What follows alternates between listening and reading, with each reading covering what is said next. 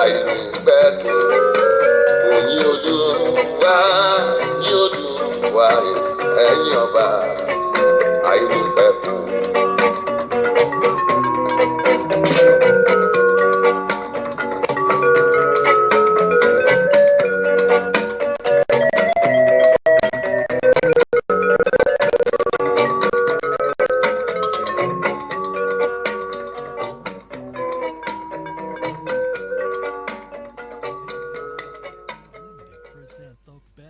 Station on the planet, mysweetfm.com. Great music and programs 24 hours a day. Listen on TuneIn by searching for My Sweet FM. Listen or watch it live at My Sweet FM on YouTube by searching for My Sweet FM Live. It's your music, your way, every day. Looking for some great advertising for your company, business, or event show? Contact us at 020-351-96900 or email us at advert@mysweetfm.com for some amazing advertising packages. mysweetfm.com. It's radio the way you like it, with style, attitude, and fresh new music. Ọkàn mi ní ọba kan wọ́n rẹ̀ wá sọ́dọ̀ rẹ̀ wọ́dàgbò sàn dádàrí dálábà máa yìnbí rẹ̀ ẹ̀yin Olúwa ní Olúwa ní ọba àìnípẹ̀kun òyìn Olúwa ní Olúwa ẹ̀yin ọba àìnípẹ̀kun.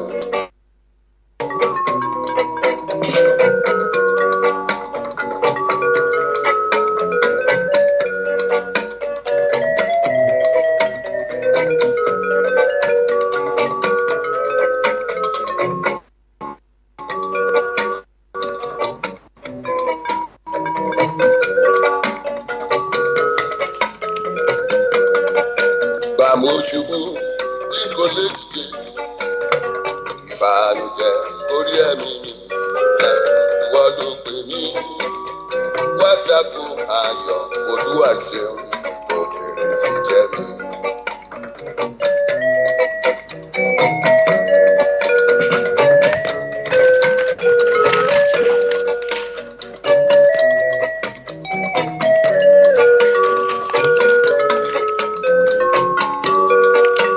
Bàmójúbú tí kò lè dìde ìbànújẹ́ orí ẹ̀mí mi ìwọ ló pè mí wá ṣàkó ayọ̀ Olúwa ṣeun jẹ́ mi.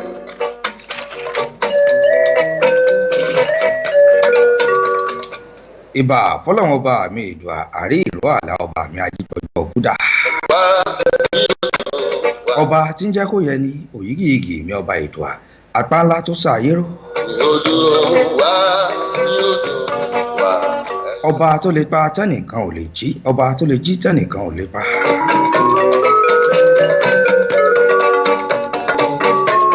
Ọba tó tẹ́lẹ̀ bí ẹni tẹ́ni ó ta sánmọ̀ bí ẹni taṣọ.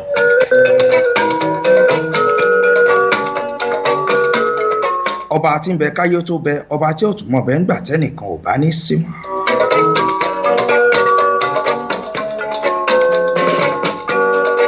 Bí labalábá bá dìbò lẹ́kún aṣọ rẹ̀ á bàjá ó lẹ́ni tó dènà. Ọba tó mú wa sùn tó mú wa jí láyọ̀ àti tàlàáfíà. Yóò máa yọ nínú Ọba tó ń tilẹ̀kùn tó ń ṣílẹ̀kùn ọjọ́. tó dùn fún mi.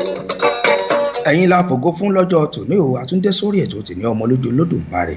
Ní ọba àìnípẹ̀kun. Ọkàn mi kó yan ọba Ọlọ́run Èdùmàrè, òun náà ni mo ṣe ń fi orin late Chief Dr. Orlando Ọ̀wọ̀ tí mo fi ń wọlé sórí ètò tòní. Àìnípẹ̀kun. Ìjẹ́ mo tún dé bí mo ti ń dẹ̀wọ̀n ò pé kólókó ó mọ̀rùkún ò pé kólódò ó mọ̀ yẹn náà o, àmọ́ kẹ̀kẹ́ àjẹ́ ń ṣe tán náà. Ọba tó lọ́jọ́ gbogbo.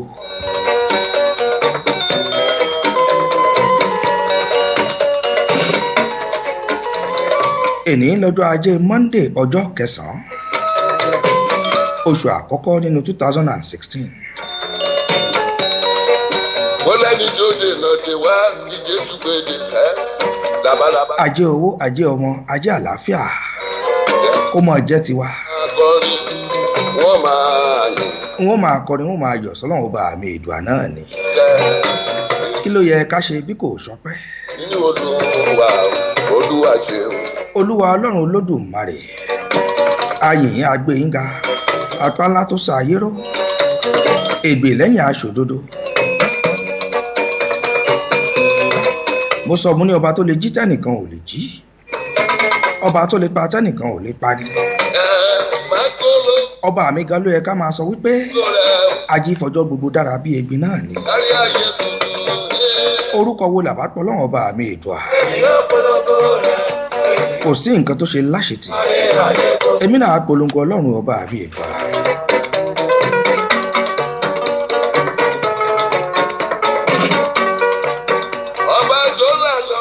kí n tó kán lu agbami ètò náà ẹ jẹ́ kí n forin àdúrà ẹ jẹ́ n fi wọlé.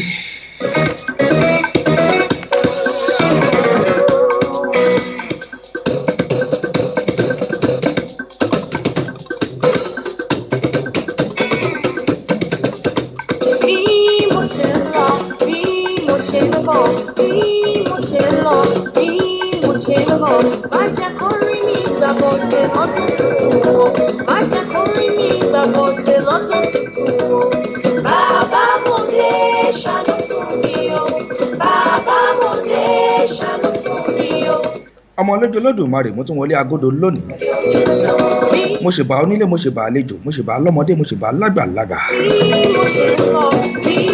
mo ṣèbà oyún inú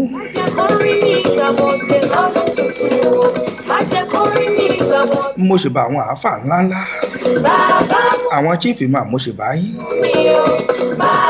ìbà àwọn wòlíì ẹ̀yin pásítọ̀ káàkiri àgbáńlá ayé mo ṣèbà yín o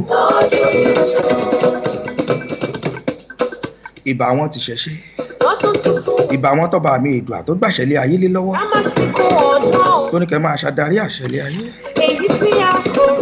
gbogbo yín ni mo kí lẹ́ṣọ̀ lẹ́ṣọ̀ mo kí yín tológun tológun.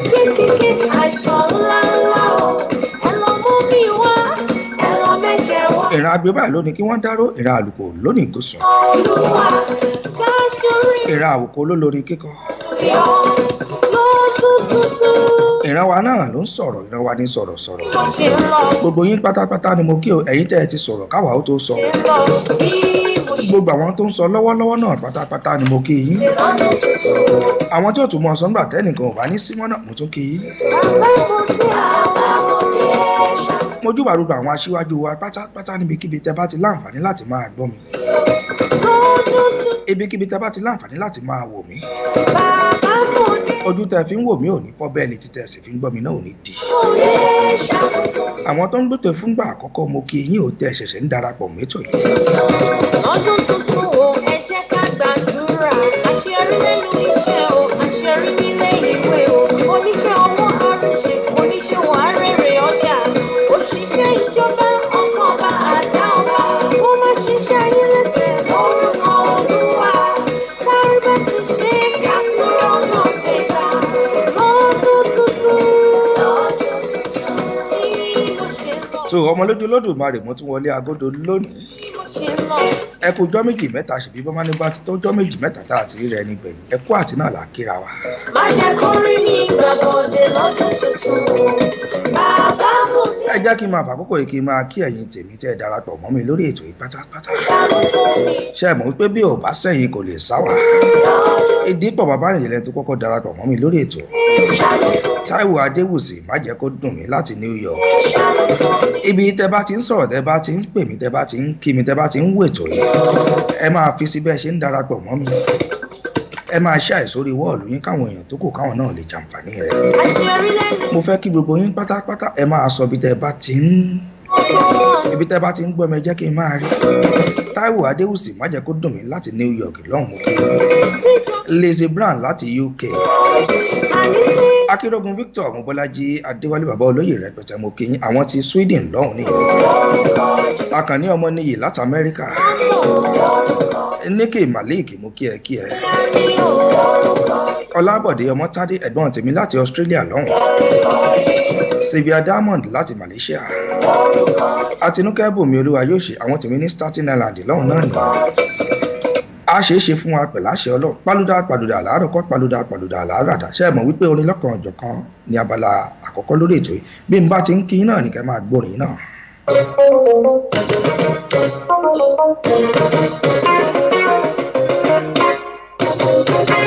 Alani Adé Olúyọ̀mádé èèyàn tèmi láti Philippines lọ́wọ́. Body Lord Adágbèdé.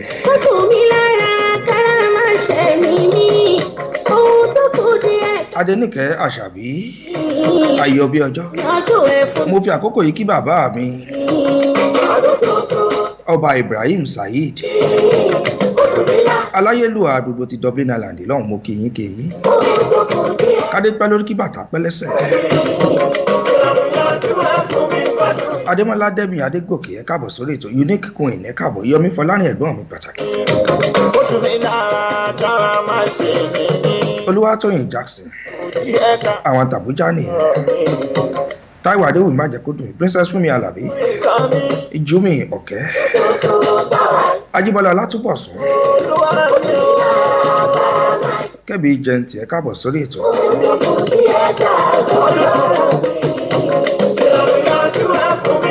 Àdùkẹ́ Adéníkẹ́ Àṣàbí èmi nìkan ló wá sórí ètò lónìí irọ́ èmi nìkan kọ́ ló wá sórí ètò lónìí ni mo fẹ́ sọ. DJ Murphy ń bẹ pẹ̀lú mi náà òun lẹ́jìníà mi tó máa ń bá mi gbé sókè. DJ Murphy mo kí ọ Sweet 97.5 FM ni mo wà nílùú London. Gbogbo ẹ̀yin tó ń bọ̀ wá pátápátá tẹ̀ ń gbọ́ mi lórí afẹ́fẹ́ lẹ ti ń gbọ́ mi orí Facebook lẹ ti ń gbọ́ mi àwọn tó ń wò wá ní YouTube àtàwọn tó ń gbọ́ wá ní Sweet 97.5 FM nílùú London mo kí yín. Bàbá mi Edward Jọba òní mo kí yín. Àṣírí mi tó ń wòye kó máa ṣe jù láíláí. MC Bukky Ajitẹ́rù. Mo pè mí ò dàtán. Èèyàn tèmi ẹ káàbọ̀ sórí ètò mo kí yín. Mo wá gbé wò. Àwọn tí Yorùbá làṣà wa nìyẹn. Pé mo mọ̀ ọ́ kò ní bàjẹ́ fún MC Bukky. Ṣàkọlé náà má ṣe jẹ́ kó fàyà. Ṣẹ́gun Olúwa. Lẹ́kàn àríyá ẹ̀gbọ́n mi pàtàkì láti UK lọ́hùn mo kí yín. tó gbogbo ẹ̀yin tẹ́ bá láǹfààní láti pè mí wọlé mo fẹ́ fún èèyàn 2 sí 3 ẹ pè mí wọlé kájọ kíra wa lórí ètò ẹ sọ bí tẹ́ ẹ ti ń pè ẹ sì sọ orúkọ yín ẹ jẹ́ ká kíra wa lórí ètò tòní. Ó yá mo ṣí ojú òpó lẹ̀ fún yín. Ẹ jẹ́ kí n pe nọ́mbà tẹ́ ẹ fẹ́ fi pè. Bàbá mi Edward Jọba òní mo kí yín. Ìyèyè Ṣubúladé Adélàjà mú kí yín. Ẹnjìnà Akínwálé Òjó Julius Bino àwọn ni ti coordinator OPU ní gbogbo Bangalore lọ́hùn. Adéníkẹ́ Àṣàbí Ayọ̀bí ọjọ́ O King Baba Ọlánìkẹ́ Balógun mú kí yín. Kazeem Agbolu Ajé Maruf Ismail Jimmy Àbáyọ̀mí Farayọ́lá Yẹ́misí Akíntọ̀mídé Mọ́là Olúwọ́n ti darapọ̀ mọ́ wa lórí ètò. Olúwa mi ara máa ṣe mí. MC Bukky Ajitẹ́rù mú kí yín. Lọ́rọ̀ mi Aṣímọlówó Tajudeen mú kí yín. ọdún tuntun jẹ́ ńlá láàánú. Kábíyèsí bàbá mi mo rí yín. Jẹ́ ńlá Akínyẹmí Kúdírà Àtọ́látúbọ̀sún. aláàánú mi Ọlọ́run jẹ́ wà mí rí. Ọba tó nọ́mbà tẹ́ ẹ fi pè mí lórí ètò tòní. Júwe ilé mi fáwọn tó ṣe mí. Ẹ pè mí sórí +44 20 35 19 76 11 lẹ́ẹ̀kan sí +44 20 35 19 76 11. Wọ́n tún ṣàwárí. Ẹ sì tún lè lo +44 755 988 739. Nínú ayé ire báyọ̀ látún ló sì fi mí ṣe kò ń fẹ́ ire. Ọdún tuntun táwárí Olúwa mi, ó sì ní lára tá a máa ṣe mí ní. Fẹ́yìn tẹ́ bá fẹ́ pè sórí WhatsApp ẹ jẹ́ kí n sáré gba ìpè yìí náà.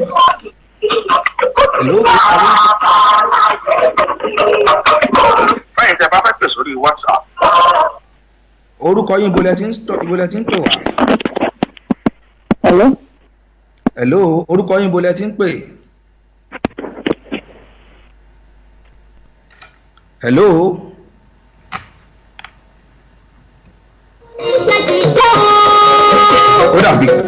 ó dàbíi pé ojú òpó náà rí bákan lónìí. ká ṣiṣẹ́ sílẹ̀ rí ká máa jẹ ìrírí.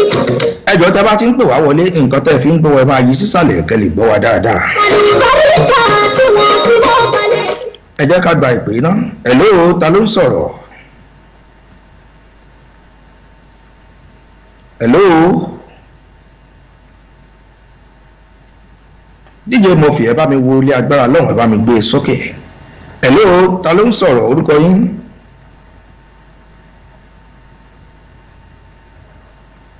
tẹ́lẹ̀tẹ́lẹ̀ má ṣe jẹ́ kórópó iná bíbọ̀ mi ọlọ́run bá iná bíbọ̀ mi má jẹ́ jẹ́ lórí asán. tó orin àdúrà pàtàkì lélẹ́yìí o. Aminat Ajao Obirere pẹ̀lú èrè àsàlátù àti King Dr. Saheed Òṣùpá àwọn ló jọ kọrin papọ̀. ẹ̀yin tẹ́ ń gbọ́ mi láti Australia lọ́hùn mo kí yín. mo kí màmá mi alájà síkírà àtẹlẹ́sìn mẹ́ta. ìyèyé ṣọlá onímàṣà mo kí yín. fọláṣadé afúnàdé yan tèmi láti Japan lọ́hùn. mo kí bàbá mi ọ̀túnba Waheed Nurudeen àwọn tòyọ́túnjí ní US lọ́hùn. táyé adékànbí ajírọ́ba àti gbogbo Ghana nìyẹn. ọlọ́rundé Victor mo kí ẹ. bàbá mi àwíṣe dàpọ̀ ọláfarí. Zuliat Abdulsalam láti Dubai mo kí ẹ. Douglas Taiwo láti Australia ní Sydney lọ́wọ́. ọmọ bọ́láńlé adémáṣàun láti Italy. Prince adéadé bàbá mi láti Chicago lọ́wọ́. Deborah Abọ́dúndé mo kí yín. tó bẹ́ẹ̀ bá fẹ́ pè mí sórí WhatsApp ẹ lo +234 81 591 01773. lórí WhatsApp +234 815 910 1773. mo sáré ṣe ojú òpó lẹ̀ fún ìṣẹ́jú díẹ̀. ẹ fẹ́ kí wa ni ẹ fẹ́ gbóríyìn. kájọ kíra wa lórí ètò. ọ̀nà ọba mi ìdù àkófìrọ̀ ọ̀rọ̀ yanjú ọ̀rọ̀ gbogbo wa pátápátá.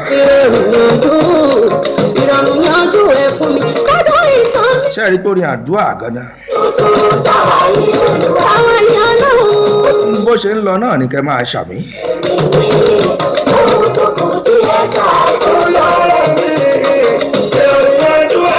gbogbo ohun tó kù díẹ̀ káàtó lọ́rọ̀ yín kọ́nà ọba mi ìdù àkófìrọ̀ ọ̀run kó fi yanjú ẹ̀. iyò ní kùn yẹn ṣé mo dúpẹ́. hello, orúkọ yín ibo lẹ ti ń pè wá. hello, orúkọ yín ibo lẹ ti ń pè. Adémọ́lá Adégòkè láti Nàìjíríà. ẹ káàsán Mr. Adémọ́lá Adégòkè ṣàlàáfíà lẹ́wà. ẹ pẹ̀lẹ́ adúpẹ́ o ẹ kúṣẹ́ o. ẹ ṣeun ṣé ń gbọ́ wa kétékété lọ́hùn. èèyàn à ń gbọ́ yín. èèyàn Akinrogun ni wá ní Nàìjíríà. ó dáa Akinrogun náà ń bọ̀ lórí ètò láìpẹ́ tá wá dórí ètò á pè yín wọlé. ẹ ṣe adúpẹ́. ẹ kúṣẹ́. ó dàbọ̀. ó jẹ́rìí àwọn ọmọdé ọba ọlọ́run tó mọ̀ wá mọ́. ẹ ṣe Mr. Adémọ́lá Adégòkè láti Nàìjíríà èèyàn ta Akinrogun lọ́hùn. ẹ jẹ́ sáré gbà pé méjì mẹ́ta sí kó tó di wípé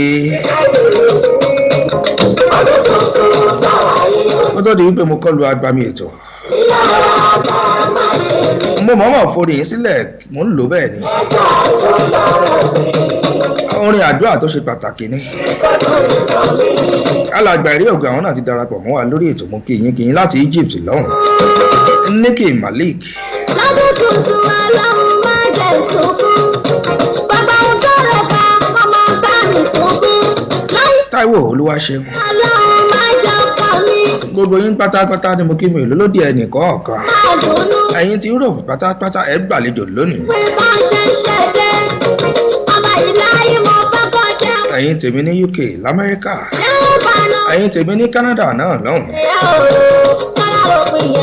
mo kí bàbá mi Kẹ́kẹ́ Adams àwọn ni wọ́n jẹ́ coordinator Odùduwà Progressive Union ní gbogbo Canada pátápátá.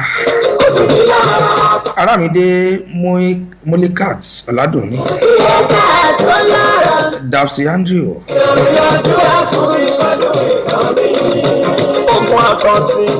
mo ṣe ojú òpó lẹ́bẹ̀ẹ́ bá fẹ́ pè mí wọlé ó yẹ lo WhatsApp number +234. Dúkìá sísan gbèsè mi ò fẹ́ má jẹ́ 81 kọ́lá dìde 59 ọ̀pọ̀ kọ́ má bọ̀ sẹ́nu 101773.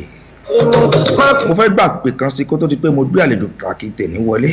má fi sáyè tó há má jẹ́ náà kan tán kó tó ṣe. ẹ̀yin tẹ́ bá gbọ́ nọ́mbà náà dáadáa ẹ bá mi fi sórí afẹ́fẹ́. má bọ̀ sẹ́nu ọ̀nà mi. Adijat Alimi Fakun Mojú ẹ káàbọ̀ sórí ètò. lọ́dún tuntun má jẹ́ kábùrú ó yàtọ̀. ṣé àrí bí mo ṣe ń lórin àdúrà yẹn gẹ́gẹ́ máa ń ṣàmì kò ní ìdìbò èmi gangan ṣe ń sọ fún yín. olúwa mi sáyé ọmọ tó.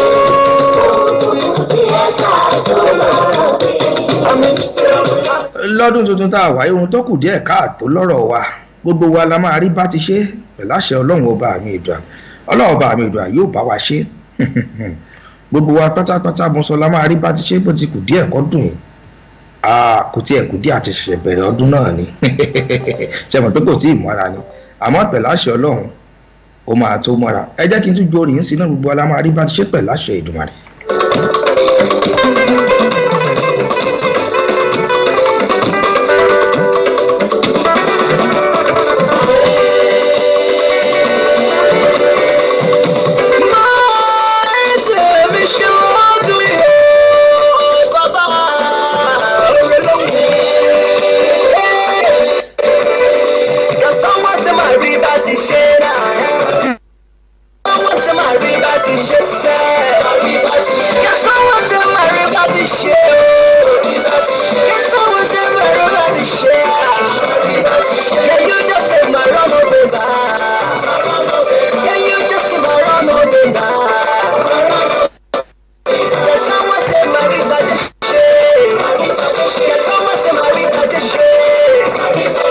ẹ máa ṣàmì ẹ máa fi rush ẹ máa fi kó jẹ èmi gan máa tẹ màá rí bá ti ṣe pẹ̀lú àṣẹ Ọlọ́run màá tún ní tajé ṣe ẹkùn tèmi náà dẹ̀ ní.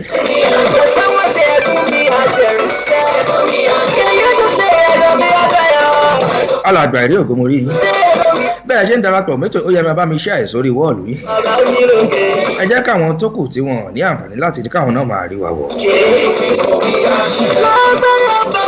ẹ máa ṣe àìsórí wọ́ọ̀lù yìí gbogbo bẹ́ẹ̀ ṣe ń kàn sí mi pátápátá náà ni mo rí yín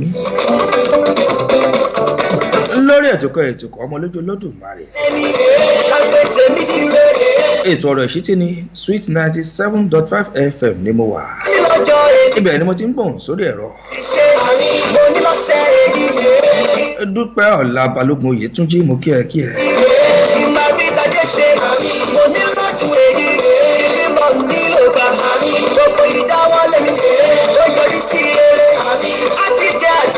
àtijọ́ àti mu kó má ṣe wọ́n wa o ọjọ́ ajé Monday ní kẹrí tajé ṣe ire owó ire ọlá ire ọmọ ire àlàáfíà àìkú baálé ọ̀rọ̀ kó máa jẹ́ tiwa gbogbo ẹ̀yin tó ń gbọ́ mi pátápátá ẹ̀ ní rí nǹkan gbé sọnù bí ò ṣe bí ọmọ.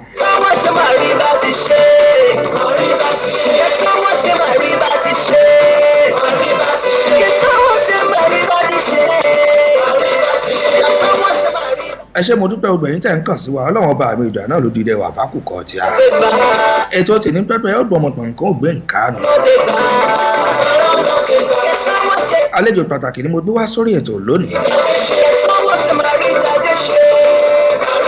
èèyàn ńlá ni wọ́n láwùjọ èèyàn pàtàkì ni wọ́n láwùjọ bàbá olóyè rẹpẹtẹ ni wọ́n. ẹkún tèmi náà dẹ̀rín o Alani Adé Olúyọ̀mádé ẹ bá mi ṣe àìsórí wọ́ọ̀lù ó yẹ máa fọn sórí afẹ́fẹ́ ẹ tún invite àwọn ọ̀rẹ́ yín náà ẹ jẹ́ káwọn náà wò ẹ máa ṣe àì lọ bẹ́ẹ̀ ṣe sọ pé ń gbádùn ẹ̀ ojú tẹ́ fi ń wò mí ò ní fọ́ etí tẹ́ fi ń gbọ́ mi náà ò ní dé.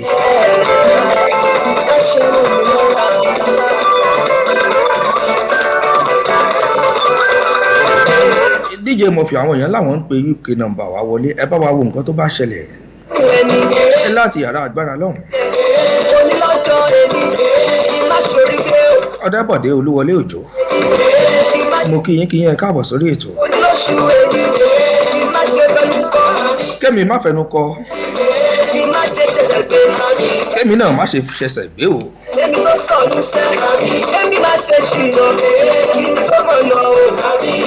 Àwọn ni ń bọ eégún ṣẹ̀mọ̀ tó mo bọ eégún lé.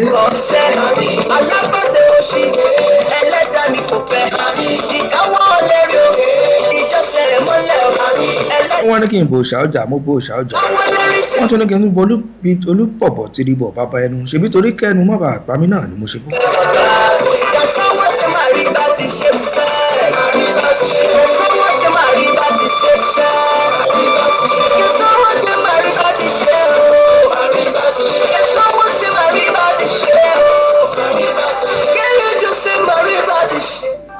OPC Graphic Communications ẹ káàbọ̀ sórí ètò.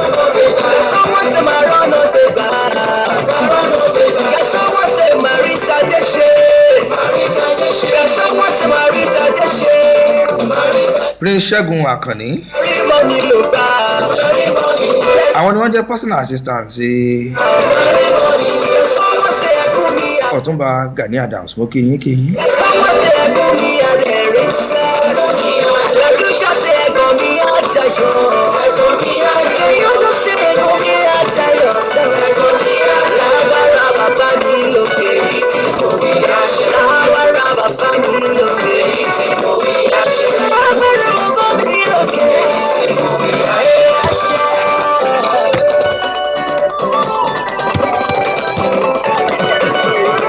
So ẹ jẹ́ kí n máa fi orin kí n máa fi gbé àlejò pàtàkì tòní wọlé. DJ Murphy láti yàrá agbára lọ́hùn ẹ bá mi gbé flyer àlejò yẹn ẹ bá mi gbé sí ojú screen káwọn èèyàn lè rí. Akinrogun Victor Mobolaji Adewale àwọn náà ni àlejò pàtàkì lórí ètò tòní. Ṣé mọ̀ pé ẹni ńlá ló ṣe ńlá àgbà ló tòrò lọ ọba ló torí erin fún. DJ Murphy ẹ cover screen yẹn ẹ jẹ́ kí poster yẹn kí flyer yẹn kó tóbi díẹ̀ sí.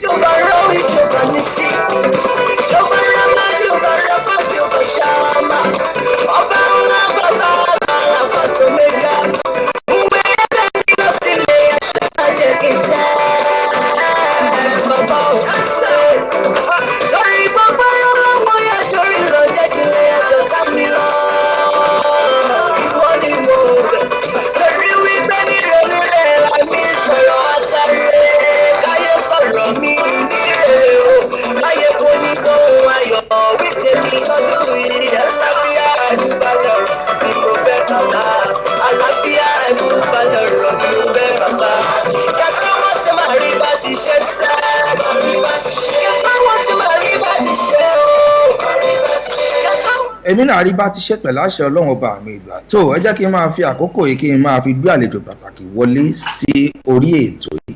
Àwọn náà ti wà pẹ̀lú wa nílé agodo. DJ Murphy bá mi gbé flyer àlejò wá sí ojú screen káwọn náà kí wọ́n rí. Tó àlejò wa káàbọ̀ sórí ètò tòní.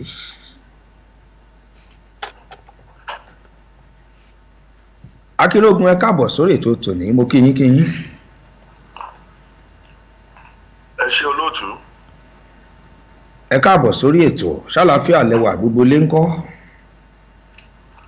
Adúpẹ́ ní ọwọ́ Ọlọ́run ṣé dáadáa la bá yín. Adúpẹ́ àwa náà wà lálàáfíà gbogbo lé ń kí yín pátápátá. Tó Akinrogun ẹ bá wa kí àwọn èèyàn wa tí wọ́n ń gbọ́ yín káàkiri àgbáńlá ayé ẹ sì bá wa dá orúkọ yín náà fún wọn ní kíkún. Ẹ ṣeun olóòtú. Ṣáájú ohun gbogbo mo dúpẹ́ lọ́wọ́ Ọlọ́run tí ó jẹ́ kí a rí ọjọ́ òní. Mo sì dúpẹ́ lọ́wọ́ yín olóòtú fún àǹfààní tí ẹ fún mi láti wá sí orí ètò yìí lónìí. Ọlọ́run ọba ni ká dúpẹ́ fún. Mo kí gbogbo àwọn tí ó ń gbọ́ wa pé a kú àlàjọ ọdún. Ọdún 2017 tí a wọ̀ yìí a san gbogbo wa sí rere. Àṣẹ Èdùmàrè, àṣẹ Èdùmàrè, láṣẹ Èdùmàrè. Orúkọ tèmi ni Victor Mobolaji Adewale. èmi ni olóyè Akinrogun ìlú Arigidi Àkókò ní Ondo State. olóyè Victor Mobọ́lájí Akinrogun Adéwálé ẹ káàbọ̀ sórí ètò. Kí n kọ́kọ́ béèrè wípé ìlú wo gan ni ẹ ti ṣẹ̀ wá nílùú Nàìjíríà wa? Ẹ ṣeun lótú. A bí mi sí ìlú Ìbàdàn ní nǹkan bíi 50 ọdún sẹ́yìn. Ìlú Ìbàdàn. Bẹ́ẹ̀ni, ní nǹkan bíi 50 ọdún sí ẹ̀yìn. Ṣùgbọ́n mo jẹ́ ọmọ bíbí ìlú Òkè-Ọ̀rọ̀ Èkìtì. Òkè-Ọ̀rọ̀ ìpínlẹ̀ Èkìtì. Ní ìlú Èkìtì lọ́hùn-ún. Bẹ́ẹ̀ni, láti ilé Àbádéjì ní Òkè-Ọ̀rọ̀ Èkìtì. Akinrogun, ìjẹ́ ilé fún wa báwo ni wọ́n ṣe ń kì í bẹ̀? Ṣé ẹ sì lè sọ bí wọ́n ṣe ń kì í díẹ̀ fún bóyá ìṣẹ́jú kan fún wa? Ẹ já wò. A ní oríkì ní ìdílé wa. Ẹ jẹ́ n tún yín lẹ̀ fún ìṣẹ́jú kan. Àwa ni wọ́n ń pè ní ọmọ wa, ọmọ ẹkùn, ọmọ ìwòkí, ọmọ olóró ìjìnlẹ̀. Ọmọ wa, ọmọ ẹkùn, ọmọ ìwòkí, ọmọ olóró ìjìnlẹ̀. Ẹ rántí ilé. Ilé wa ni wọ́n pè bẹ́ẹ̀, ilé Àbádéjì ní Òkè-Ọ̀rọ̀ Èkìtì. Ẹ rántí ilé. Ó dà, ibo ni ẹ ti ń bá wa sọ̀rọ̀ gangan? Ibo lẹ wà tẹ́ ẹ ti ń bá wa sọ̀rọ̀? Lọ́wọ́ yìí olóòtú, ìlú Sweden ni mò ń gbé. Mo ti ń gbé ní ìlú aláwọ̀ funfun láti bí 20 ọdún sẹ́yìn. Ọdún ìgangan ló pé 20 ọdún. Akàsálíkù pé ó ti pé 20 ọdún tẹ́ ẹ ti dé ìlú Sweden. Gẹ́lẹ́ ló pé 20 ọdún. Olúwa o. Ìlú Sweden, adẹ̀dúpẹ́ ní ọwọ́ náà fún àṣeyọrí. Adúpẹ́ lọ́wọ́ Ọlọ́run fún ẹ̀mí. Adúpẹ́ lọ́wọ́ Ọlọ́run fún ohun mèremère tó ṣe fún wa ní ìlú yìí. Ọpẹ́ ló yọrọ. Olóyè, kí ni àwọn èèyàn mọ̀ yín sí gangan? Kí ni àwọn nǹkan tí ẹ̀ ń ṣe? Kí ni àwọn èèyàn mọ̀ yín sí? Ẹ ṣe olóòtú, mo jẹ́ oníṣòwò pàtàkì nínú kátàkárà ní àwọn oríṣi nǹkan mẹ́ta. Lákọ̀ọ́kọ́, torí ìpolówó ọjà mi ní jẹ́ kẹ́ dárúkọ àwọn nǹkan tí ẹ̀ ń bẹ́ẹ̀ bá fẹ́ polówó ọjà ẹ̀ sanwó fún yàn ní lọ́tọ̀. Ẹ ṣáà jẹ́ oníṣòwò pàtàkì lẹ jẹ́. Oníṣòwò pàtàkì bẹ́ẹ̀. Ó dà bẹ́ẹ̀. Báwo ni oyè Akinrogun ṣe wá jẹ́? Akinrogun báwo ni oyè Akinrogun ṣe jẹ́ àti wípé ní ìlú bogan lẹ ti joyè Akinrogun? Ẹ ṣe olóòtú. Ṣe mọ̀ pé olójú kan kì í mọ ìyá rẹ̀. Bẹ́ẹ̀ni. Àfi tí nǹkan bá pọ̀ sí. Bẹ́ẹ̀ni. Ṣáájú gbogbo, mo kọ́kọ́ dúpẹ́ lọ́wọ́ ìjìká tí ò jẹ́ kẹ́rù bọ́. Bẹ́ẹ̀ni, torí pé ẹgbẹ́ Oòduà Progressive Union tí à ń ṣe yìí, ibẹ̀ ni àwọn lọ́balọ́ba, àwọn kábíyèsí tí wọ́n bá wa ṣe agbátẹrù ẹ̀. Ọba wa, bàbá wa kábíyèsí, Ọba Yísà Ọlánìpẹ̀kun, tí wọ́n jẹ́ Zaki Arigidi Àkókò. Kábíyèsí náà. Tí ọ̀gá wa Ọ̀túnba Dr. Gani Adams Oòduà tó máa ti ń bọ̀ wá sí ìlú òyìnbó láti wá ṣe ìfilọ́lẹ̀ ẹgbẹ́, wọ́n jọ máa ń wà ní pẹ̀lú àwọn ọba lọ́ba. Ibẹ̀ ni wọ́n ti rí akitiyan wa. Kì í ṣe èmi nìkan ni mo joyè ní ọjọ́ yẹn. Tí wọ́n rí gbogbo iṣẹ́ takuntakun tẹ̀ ń ṣe. Gbogbo iṣẹ́ tí à ń ṣe. Ká sì tó lè fìyàn joyè nílùú, ó ń láti jẹ́ ní ire. Ẹ ṣe olóòtú. So bí ọ̀rọ̀ Akinrogun ṣe wáyé nìyẹn. Ìlú Arigidi Àkókò ni mo ti jẹ oyè. Nílùú Arigidi Àkókò tó fún àǹfààní ẹ̀yin tẹ́ bá ẹ̀ṣẹ̀ ń darapọ̀ mọ́ wa lórí ètò Ọ̀rọ̀ Ìṣítí la wà ní 97.5 FM ní ìlú London lọ́hùn. Àwọn tí wọ́n rí wa wò lórí Facebook wà, àwọn tí wọ́n sì ń wò wá ní YouTube náà. Káàkiri àgbáńláyé ni wọ́n ti ń wò wá ní Australia l'Amẹ́ríkà. Ẹ bá wa ṣí àwọn kinní sórí wọ́ọ̀lù yìí kí àwọn tí kò láǹfààní láti rí káwọn náà lè rí. àlejò wa pàtàkì lórí ọ̀rọ̀ ìṣítí tòní àwọn náà ni Akinrogun Victor Bọ́lájí Adéwálé tí wọ́n jẹ́ Akinrogun Arigidi Àkókó. Àwọn náà ni a jọ wà lórí ètò tá a jọ ń fi ọ̀rọ̀ jomitoro ọ̀rọ̀. tó olóyè, báwo ni ẹgbẹ́ OPU ṣe dé ìlú Europe àti wípé ọdún wo ni ẹ dá a sílẹ̀? ẹ ṣe olóòtú.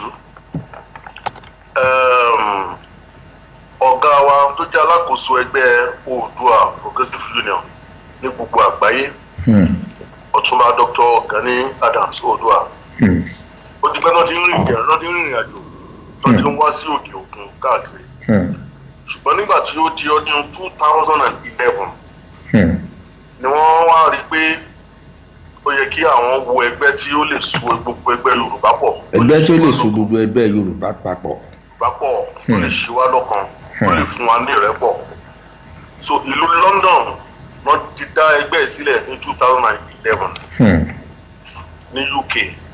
Ní UK. Bẹ́ẹ̀ ni.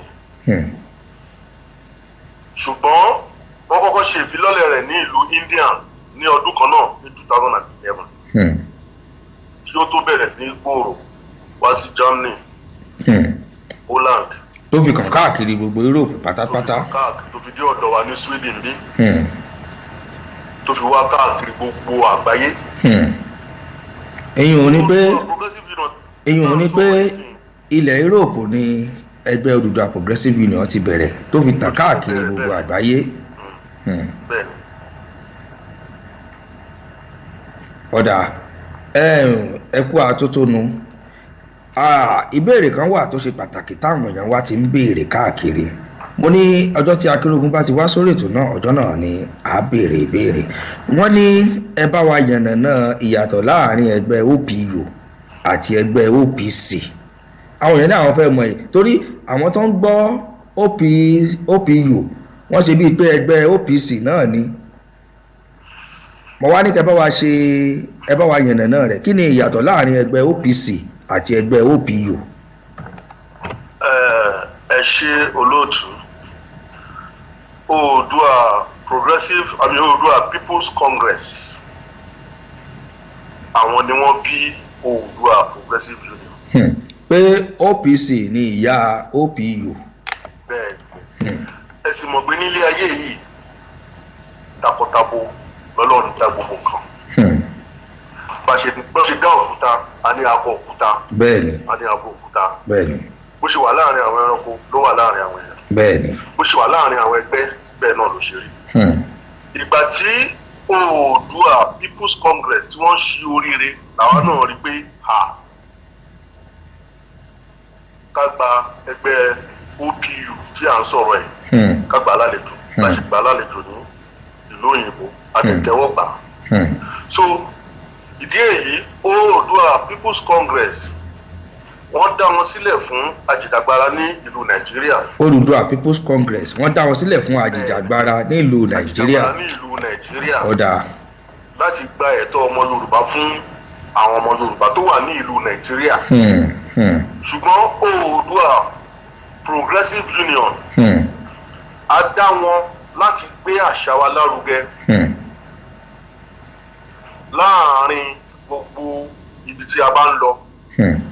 Àwọn tó ń ṣe OPC wọn bá wá ṣe OPU torí pé Nàìjíríà nìkan ni OPC mọ̀. Nàìjíríà nìkan ni OPC mọ̀, àmọ́ OPU káàkiri àgbáyé ni. Káàkiri àgbáyé. Láti fi so gbogbo ọmọ ẹgbẹ́ Yorùbá, gbogbo ọmọ Yorùbá papọ̀ káàkiri ibikíbi tí wọ́n bá wà.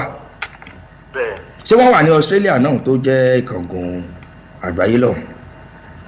Wọ́n ti wà ní Australia láìpẹ́ láì jìnnà a máa lọ ṣe ìfilọ́lẹ̀ wọn. Kò síbi tí ò sí lọ́wọ́ tá à ń sọ yìí. Pé fún àǹfààní àwọn tí wọ́n ń gbọ́ wá ń lé, nǹkan tí Akinrogun sọ ni wípé wọ́n ní ìyàtọ̀ láàrin OPC àti OPU. Wọ́n ní OPC àwọn ni ìyá OPU. Wọ́n sì ní OPU Oòduà Progressive Union káàkiri àgbáńláyé ni àti ní ẹgbẹ́ OPU. Èyí ò ní a fi ń so gbogbo àwọn ọmọ Yorùbá, gbogbo ọmọ kóòtù òjíire tó wà ní òkè òkun pátápátá la fi ń so wọn papọ̀ ẹ kú àtótónu tó kí mo fẹ́ béèrè ìbéèrè kan náà kí ni ojúṣe OPU gan ní ìlú Europe èyí táwọn ilé ìbò pè ní responsibilities kí ni ojúṣe OPU. ẹ ṣe olóòtú Oòduà Progressive Union wà fún ìfọwọ́sowọ́pọ̀ àwọn ọmọ Yorùbá. kó tó di pé ẹ ṣàlàyé Olúfunṣọ́ Julius Odùtọ́lá àwọn ni wọ́n jẹ́ coordinator OPU nílùú Italy àwọn ní ká kí yín wọ́n ní ká kí yín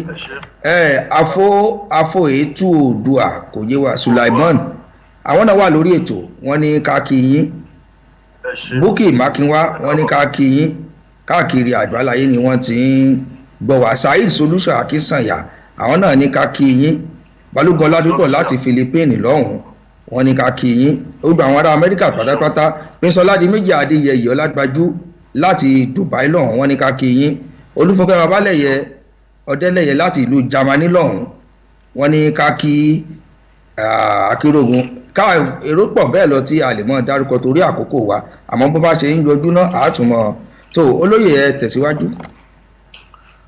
ẹ ṣe olóòtú ẹgbẹ́ Oòduà Progressive Union ó wà fún ìfọwọ́sowọ́pọ̀ gbogbo àwọn Yorùbá láti gbé àṣà lárugẹ.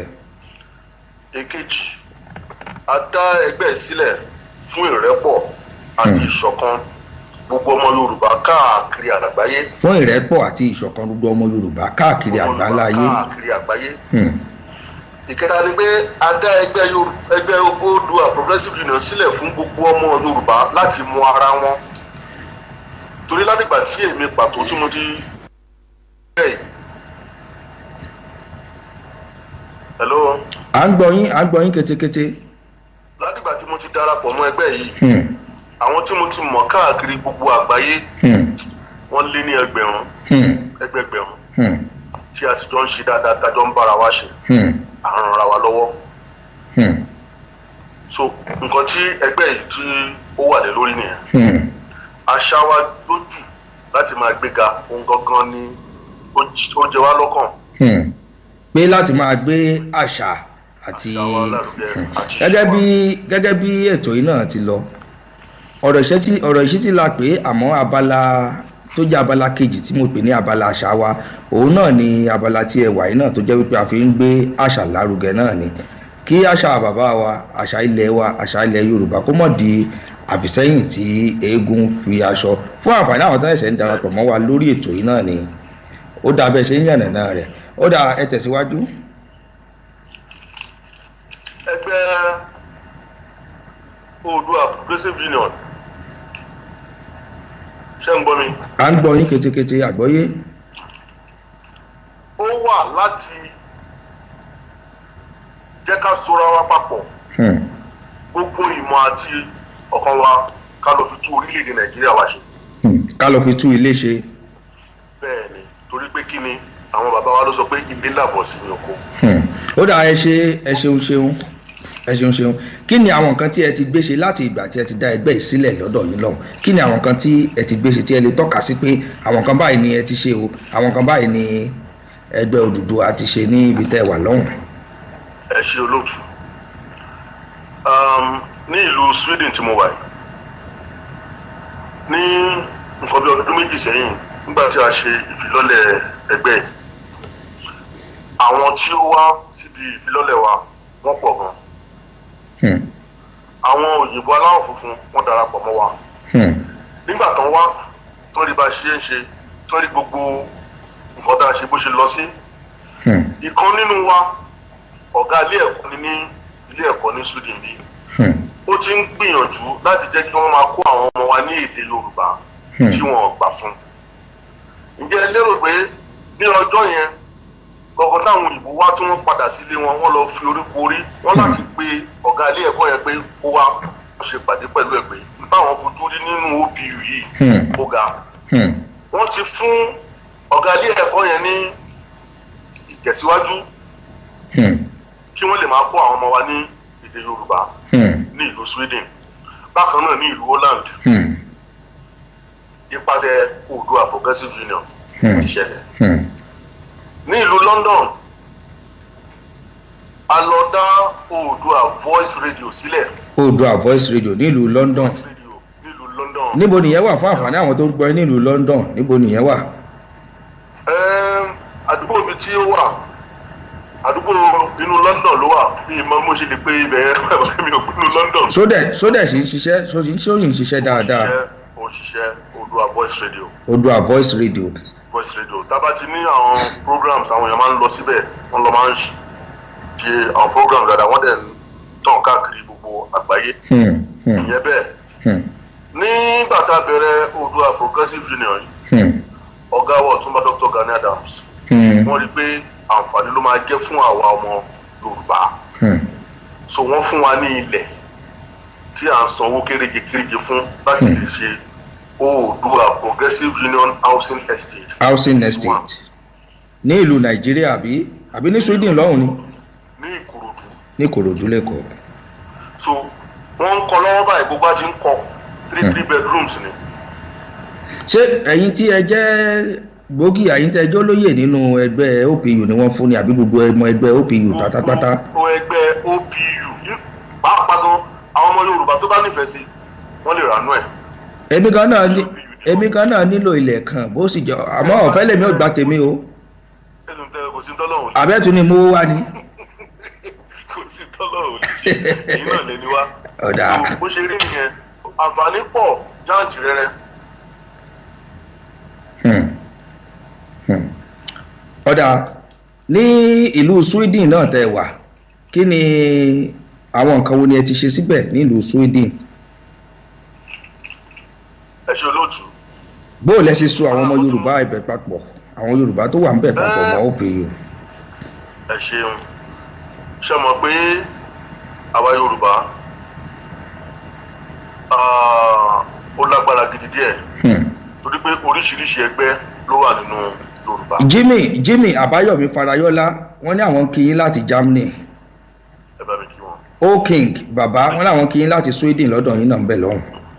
Ṣùgbọ́n gbogbo ẹgbẹ́ oríṣiríṣi ẹgbẹ́ ló wà nínú ẹgbẹ́ Yorùbá. A ní Yorùbá Union, Èkìtì Parapọ̀, Ìjẹ̀bú kìíní kan káàkiri a ní Oòduà Progressive Union. Ṣùgbọ́n nígbà tí a ti gbé Oòduà Progressive Union wá sí ìlú Sweden, apàjùlọ ní ìlú Europe, táwọn náà ti di bó ṣe rí, wọ́n ń darapọ̀ mọ́ wa. Mo ṣe ń bá yín sọ̀rọ̀ yìí, pírẹsidẹ́ǹtì ààrẹ àwọn Yorùbá Union ní ìlú yìí ó ṣe ìlérí láti fún wa ní wheelchair tí a kò lọ sí Nàìjíríà lọ sí àwọn. Ẹ lọ fún gbogbo àwọn àkàndá ènìyàn. Bẹ́ẹ̀ni, torí pé wọ́n fọwọ́sowọ́pọ̀ pẹ̀lú wa, wọ́n rí bá a ṣe ń ṣe. Ọ̀dà. Ń ṣe ìpàdé wa lóòrèkóòrè. Ọ̀dà. Ṣé ẹ nílé ìpàdé níbẹ̀ ni èyí tí wọ́n pè ní secretariat ni àbí ilé ara yín kan náà lẹ ti ń ṣe ń bẹ̀? Àti ní ilé ìpàdé pàtó, ṣùgbọ́n à ń ṣètò ẹ̀ lọ́wọ́. A máa ń gbé níta kọ́kọ́ ń ṣe ní pé ṣe àmọ́ pé tẹ̀yàn bá ti ṣe kó ẹgbẹ́ jọ, a máa lọ sí ojúlé, a máa lọ sí ilé ara wa láti lè mọ ara wa. Bẹ́ẹ̀ni. So a máa ń ṣe ìpàdé yẹn káàkiri ló ń jẹ́ kí ọ̀rọ̀ wa àṣẹnu wa kókó papọ̀. Akinrogun, kí ni ìbáṣepọ̀ wo ló wà láàrin ẹ̀yin àti ìjọba ilẹ̀ Europe, láàrin Oòduà Progressive Union àti ìjọba ilẹ̀ Europe àbí ní Sweden, àbí ẹ̀kan dédé kó ẹgbẹ́ jọ ni tí kò sí ìmọ̀ ìjọba ilẹ̀ Sweden bẹ́ẹ̀, ìjọba ilẹ̀ Europe lápapọ̀? Ìlú tí ò sófin ẹ̀ṣẹ̀ ò sí bẹ́ẹ̀. Ẹ̀ṣẹ̀ ò sí bẹ́ẹ̀. Ní ìlú Europe tí a wà yìí, ìlú aláwọ̀ funfun tá a wà yìí,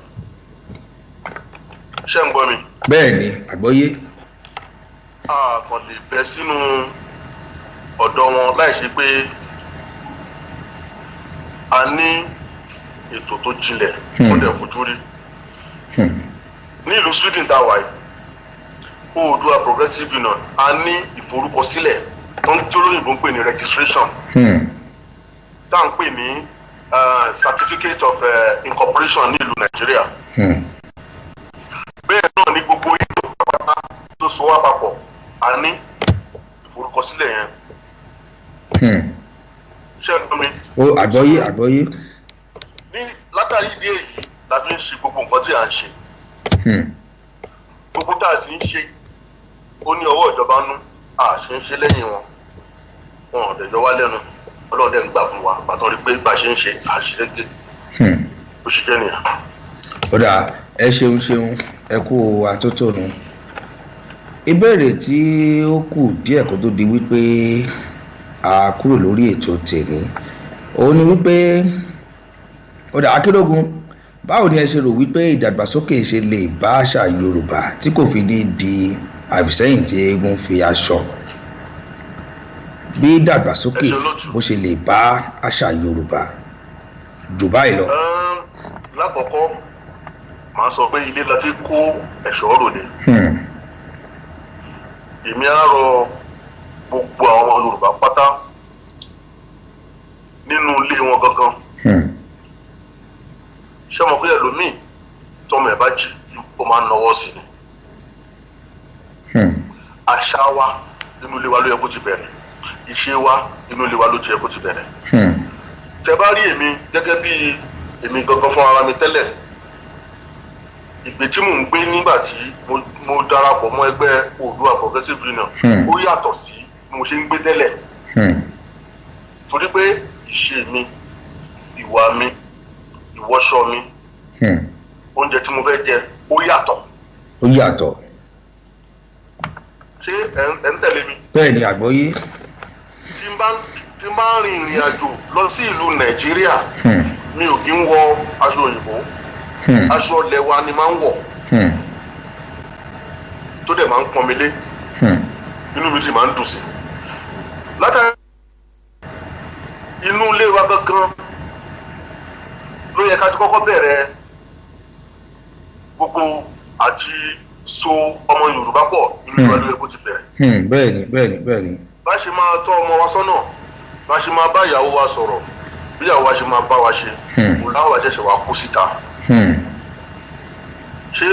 ṣé ọ̀rọ̀ mi yé yín. bẹ́ẹ̀ni ó yé. so láti ní àtàrí èyí ni mo ṣe rọ gbogbo àwọn ọmọ Yorùbá tí wọ́n bá fẹ́ kọ́ ọmọ wọn ẹlòmíì òyìnbó ló sọ sí ọmọ ẹ̀. bẹ́ẹ̀ni. ló sọ Yorùbá sí. Mr. Sani Isa wọ́n ní àwọn ní OPU European Secretary General àwọn ń kí Akinrogun wọ́n ní ẹ kú iṣẹ́ takuntakun Oòduà ó gbè yín o. Mr. Femi Davis àwọn náà ń kí yín. Káyìndé Tòkunbọ̀ Adébáyọ̀ àwọn náà ń kí yín. ẹ mọ̀ gbọ́dọ̀ yín lọ. Bónìkẹ́ Kudirat láti Cairo ní Egypt lọ́hùn àwọn náà ń kí yín. Ṣọlá Ajétọ́mọbí àwọn náà ń kí yín. a fẹ́ kọ́ ilé Oòduà tí yóò wà káàkiri orílẹ̀-èdè kọ̀ọ̀kan láìpẹ́ láì jìnnà a fẹ́ kọ́ ilé Oòduà tí ó wà ní orílẹ̀-èdè kọ̀ọ̀kan.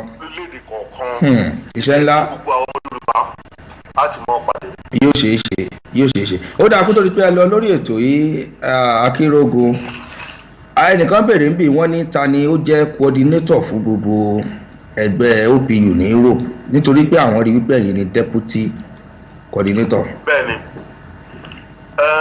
European coordinator wa alákòóso wa ní Europe àwọn ni Akọgun Banji Òjò Holland làwọn wà. Akọgun Banji Òjò. Holland ni àwọn wà igbákejì mi jẹ́ sí wọn. ọ̀dà kí ni àwọn nǹkan tẹ́ tún fẹ́ ṣe wọ́n ní ẹ ní àwọn ọdún kan tẹ́ ẹ fẹ́ ṣe ní Nàìjíríà ní ẹ sáré yànnà náà rẹ̀. ní January ta ọdọọdún la máa ń ṣe Oòduà festival. Oòduà festival a máa ń ṣe ní ìparí oṣù January. bẹ́ẹ̀ni. eléyìí tá a máa ṣe ní ọdún yìí sìn a máa ṣe ní ọjọ́ 26 on the 26th of January. 26th of January. bẹ́ẹ̀ni ní ààfin bàbá wa Ọọ̀ni of Ifẹ̀. fún gbogbo àwọn tó ń wà pátápátá nílé wọ́n ní ọdún wọn the 26th of January ni ìyẹn ọjọ́ 26 nínú oṣù tí a wà yìí flyer náà ti wà lójú wọ́n ti gbé flyer náà sójú lójú screen bẹ́ẹ̀. tó bá wá di ọjọ́ 28th of this month a máa ń ṣe Oòduà Progressive Union World Congress. Oòduà Progressive Union World Congress ìyẹn ní ọjọ́ kejìdínlọ́gbọ̀n. ẹlẹ́ẹ̀kẹta tá a máa ṣe lọ́dún ní lágbàdá ti bẹ̀rẹ̀. ìlú wo lẹ ti fẹ́ ṣe yẹn? ọ̀dọ̀ Aláàfin Ọ̀yọ́ kábíyèsí ikú bàbá yèyé ọba Lámídì Adéyẹmí láti fẹ́ ṣe yẹn. Odùduwà festival yìí Ifẹ̀ nìkan láti ń ṣe. Ilé Ifẹ̀.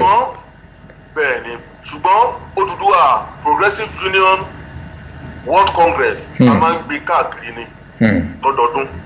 ìlú Èkó la ti kọ́kọ́ bẹ̀rẹ̀ nígbà tó di ọdún tó kọjá a ṣe pẹ̀lú ọba wa bàbá wa Adéyẹyè Ògúnwùsì Ọọ̀ni of Ifẹ̀.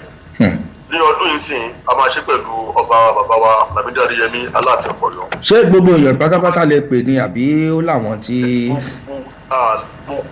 yọ ẹnìkankan sílẹ̀. yọ ẹnìkankan lẹ̀ ẹni tó bá fẹ́ wá sílé pátápátá. Prince Àkànní Ṣẹ́gun Ọlálékan àwọn tí wọ́n jẹ́ amúgbálẹ́gbẹ̀ẹ́ fún Ọ̀túnba Gani Adams àwọn náà wà lórí ètò wọn kí yín wọ́n ní Akinrogun Victor wọn ní ẹ kú iṣẹ́ ẹ̀yẹn látọ̀dọ̀ Prince Àkànní Ṣẹ́gun Ọlálékan. Yèyé Ṣubúladé Adélàjà àwọn náà ń kí wọ́n ní ká kí yín dáadáa wọ́n ní the great unbeatable man Akinrogun one good job wọ́n ní odò àgbéyìn o. tó kó tó tẹ́ lọ lórí ètò Ọ̀túnba ìmọ̀ràn wo lẹ ní fún gbogbo Yorùbá lápapọ̀ ní ti ilé toko àti lẹ́yìn odi. ṣe olóòtú ìmọ̀ràn tí mo ní fún gbogbo ẹgbẹ́ ọmọ Yorùbá pátá ó ní pé kí a ṣera wa lọ́kàn. ká ṣera wa lọ́kàn. bẹ́ẹ̀ ni tí a bá ti ṣe ara wa lọ́kàn ìyẹn ló máa fún wa ní àǹfààní láti máa gbé àṣà wa. láti máa gbé àṣà wa lárugẹ. ìṣe wa oúnjẹ wa gbogbo ẹ̀ lárugẹ. torí pé tí gbogbo wa bá parapọ̀ ká ń gbọ́rọ̀ síra wa lẹ́nu kò sí àṣà kankan tó tún lè là wá mọ́. pé ká parapọ̀ ká ṣera wa lọ́kàn. bẹ́ẹ̀ni ó ṣe pàtàkì. ẹ bá wo ní ìlú Nàìjíríà àṣà wa ló dáa jù. bẹ́ẹ̀ni àwa la kàwé jù. bẹ́ẹ̀ni àwa la mọ̀ múra jù. bẹ́ẹ̀ni àwa la lọ sí ìlú òyìnbó jù àwa la gbogbo nǹkan tó dáa bẹ́ẹ̀. Mr. Yomi David àwọn náà ń kí Akinrogun wọn ní akíyín. so mo gba gbogbo àwa Yorùbá lápapọ̀ ní ìmọ̀ràn ká ṣera wa lọ́kàn ká ṣera wa lóṣooṣù ọ̀wọ̀ torí pé àgbàjọwọ́ kan kò gbẹ́rù dórí. ó dà fún àǹfààní àwọn tí wọ́n ní nǹkan méjì mẹ́ta láti bá yín sọ torí àkókò gbà wá tí n bá ní kẹ́ tú kẹ̀kẹ́ ọ̀rọ̀ lẹ̀ Akinrogun wọn pé a ní lọ lónìí àti pé ní yàrá agbára lọ́hùn náà wọ́n ti ń ṣẹ́jú sí wa. fún àǹfààní àwọn tí wọ́n ń gbọ́ yín tí wọ́n ní nǹkan méjì láti bá yín sọ àbí tí wọ́n fẹ́ darapọ̀ mọ́ ẹgbẹ́ OPU bóò ni wọ́n ṣe lè kàn sí yín. wọ́n lè kàn sí mi lórí WhatsApp number mi àti direct number ẹ̀rọ ìbánisọ̀rọ̀. ẹ sáré fi méjèèjì síta. WhatsApp number mi ní 0 ẹ̀rin ẹ̀fà èje ẹ̀fà ẹ̀fà àrùn ọ̀kan ọ̀kan èje òdo àti ọ̀kan. ó yẹ tún bá wa pè ní tí olóyìnbó tí àwọn èèyàn ó fi lè kọ́lẹ̀. +46 766 511 701. +46 766 766 511 511 701. ìyẹn ni wọ́n fi lè kàn sí yín àbí. bẹ́ẹ̀ni. ọ̀dà lórí táwọn fẹ́ kàn sí yín lórí Facebook ńkọ́ bóyá Facebook bóyá. Facebook méjì ni mo ní ìkan Victor Mobolaji Adewale. Victor Mobolaji Adewale. Adewale ìkejì Akinrogun Victor Mobolaji Adewale. ọ̀dà Adéòjò Olúwaṣẹ́gun Fúnmi Adéọlá àwọn ń kí yín ẹnjìnìà Àtúndé Adédèjì láti ìlú Qatar wọ́n ń kí yín Fúnmilọ́lá Eunice Adéọ̀kẹ́ wọ́n ń kí yín Tony Wahab àwọn náà ń kí yín Fúnmilọ́lá Eunice Adéòkè àbí Adéòkè wọ́n tiẹ̀ ti bá yín fi nọ́mbà náà sí ojú wọ́ọ̀lù wọ́n ní ká kí Akínrógun pé ẹ kúṣẹ́ takuntakun náà ẹ ṣé tí a pè yín tí ẹ jẹ́ wa ṣé tá a bá pè yín gbà míì ṣé ẹ dá wa lóhùn. gbogbo gbà mo wà fún yín. ẹ bá wa kí àwọn èèyàn wa pé ó dàbọ̀ lórí ètò. mo kí gbogbo ẹ̀yin tí ẹ gbọ́ wa ẹ ṣé mo dúpẹ́. àwọn náà kí pẹ̀lú àṣẹ Èdùmàrè. alájọbí asan wa o. pẹ̀lú àṣẹ Èdùmàrè. gbogbo alamakiri òkòdélé. àṣẹ o. odò àgbé wa ẹ ṣé mo dúpẹ́ o. ó dàbọ̀. ó dàbọ̀.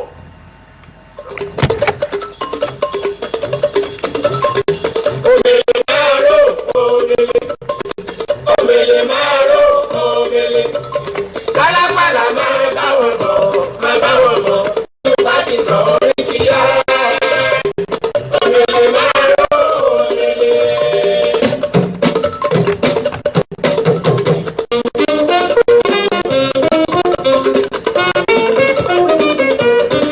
tó ohun Akínrógun Victor Omoloju Adewale àwọn ni wọ́n jẹ́ deputy coordinator Odùduwà Progressive Union ní gbogbo Europe lọ́hùn.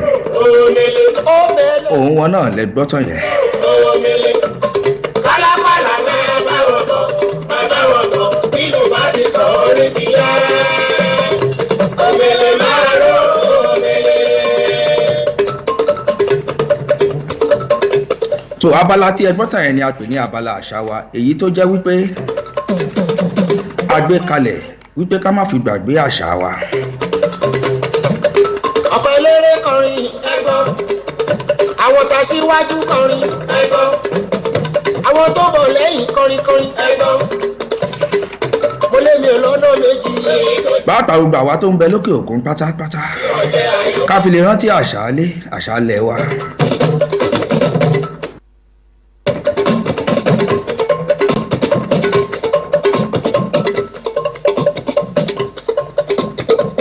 abala tó kàn wà lórí ètò náà ni mo pè ní abala ọ̀rọ̀ ìṣítí tá a ti máa ń bára wa sọ̀rọ̀ ìyànjú lórí ètò yìí. ẹ̀yin náà mo bó ṣe ń lọ ká sáré jára wa sí ká ṣíra wa létí bá a ṣe lè lo ọdún 2017 yìí. Mo ní kẹ́ máa wo bá ṣe wí tó ìlú Òṣùpá lèmi ní màá fi pa. òun ló jẹ́ kí n máa fi Adéwálé Àyùbá yìí tí mo fi ń já yín sí. Arẹwà Ẹ́sítérì Làfúnkè bọ́ tí mo ẹ̀ káàbọ̀ sórí ètò. Àpèjẹ lẹ́mi ẹ̀kọ́ orí. Tó bá ń bọ́ gbégbégbé. Ètè báwọn gbé, wọ́n bá gbé sẹ́kùlé rẹ̀, ó lè dìjọ gbọ́ngàn. ẹgbọ́n tẹ máa ń gbọ́ gbé ẹ tètè báwọn gbé kọ́ má gbé sẹ́yìn kò lé yín. Òṣùpá náà. bí ẹ ṣe ń darapọ̀ mọ́ mi lórí ètò yẹ bá mi máa ṣe àìsí wọ́ọ̀lù yín. Fúnmilọ́lá Eunice Adéòkè bá mi ṣe àìsí wọ́ọ̀lù yín. Máa kọrin. Yomi David Unique yẹn bá mi ṣe àìsí wọ́ọ̀lù yín. Adéwálé Aláyùbá. mo kí ọ̀gá mi pàtàkì ẹ̀gbọ́n mi láti New York lọ́hùn Rasaq Àjàó. àrà òsàn pẹ̀fù ẹ̀lẹ̀ bàbá àgbàlagbà. Akẹ̀sán ìpẹ́rù. mo kí yín ẹ kú gbádùn lọ́hùn. Sẹ́ríkì Ògbólò. Àní Sẹ́ríkì Ògbólò. Mo ń ṣeré mi ní tèmi náà ni.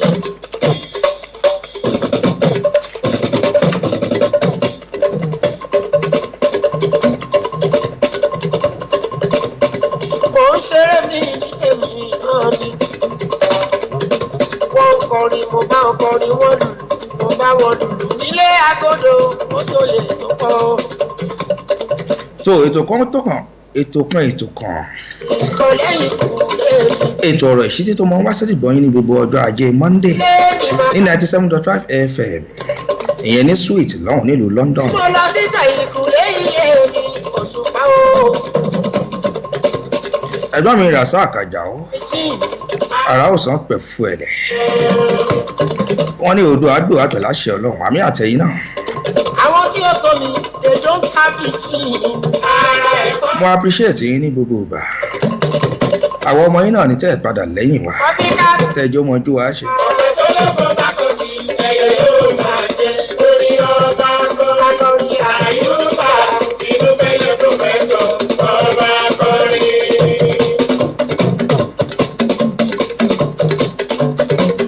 It's in my team. Ara ẹni o.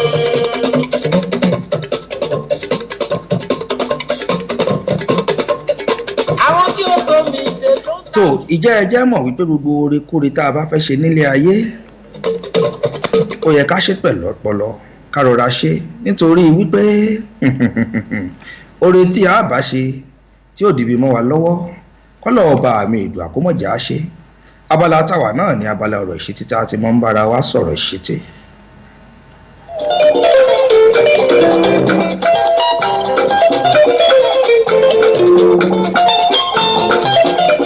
bẹ́ẹ̀ ṣe ń darapọ̀ mọ́ wa lórí ètò ó yẹ máa ṣe àìsí wọ́ọ̀lù yìí ẹ jẹ́ káwọn tó kù káwọn náà lè ní àǹfààní láti máa gbọ́ wa.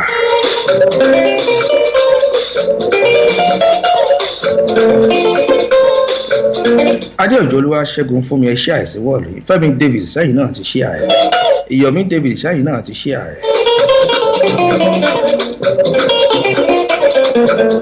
arákùnrin kan ló ń bẹ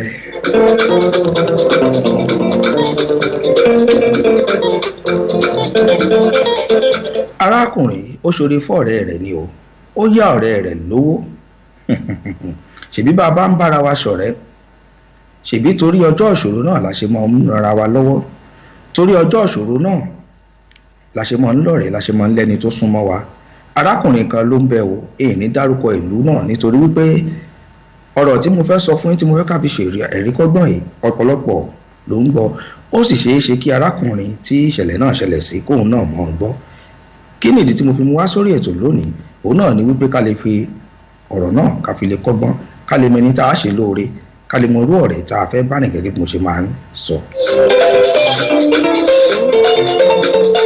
nǹkan tó ṣẹlẹ̀ ni pé ó yá ọ̀rẹ́ rẹ̀ lówó ọ̀rẹ́ rẹ̀ ṣiṣẹ́ ní báǹkì ilé ìfowópamọ́ owó náà ó lé ní mílíọ̀nù bíi 3 sókè lọ́hùn ló bá yá ọ̀rẹ́ rẹ̀ sì sọ fún un wípé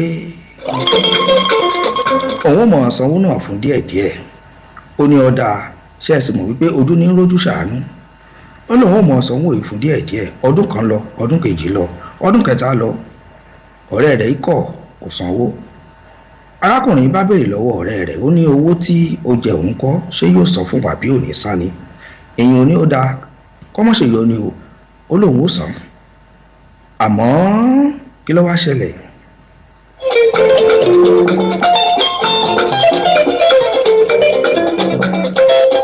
ńṣe lọmọkùnrin tó yáyàn lówó yìí ó wà níbi iṣẹ́ ńjọ́ kan ọmọkùnrin tó yáyàn lówó yìí náà àmọ́ ṣe bísínẹ́sì kan mọ́ iṣẹ́ rẹ̀ ọmọ ń ṣòwò pàtàkì kan èyí tí àwọn tí wọ́n máa ń ta màálùú lódidi ó sì ń lo ibi abúlé kékeré kan ibẹ̀ ní ti ń sin màálùú lọ́jọ́ kan ló wà níbi iṣẹ́ làwọn èèyàn bá pè láti ibi tó ti ń sin màálùú pé kó mọ́ bọ̀ àwọn màálùú rẹ̀ ti já síta o bẹ́ẹ̀ ló sì kó àwọn ọ̀rẹ́ rẹ̀ méjì ni wọ́n bá gbéra ó dibi tí màálùú ti já síta àmọ́ nígbà tí wọ́n débi tí màálùú ti já ọ̀tọ̀ bí wọ́n ṣe rí àwọn ọkùnrin 3 kan tí wọ́n wà ń bẹ̀ nìyẹn wọ́n kò bọn lọ́wọ́ wọ́n kó àdá wọn kó gbogbo rẹ̀ lọ́wọ́ ẹ̀ẹ́n tí ó wá ṣẹlẹ̀ ní wípé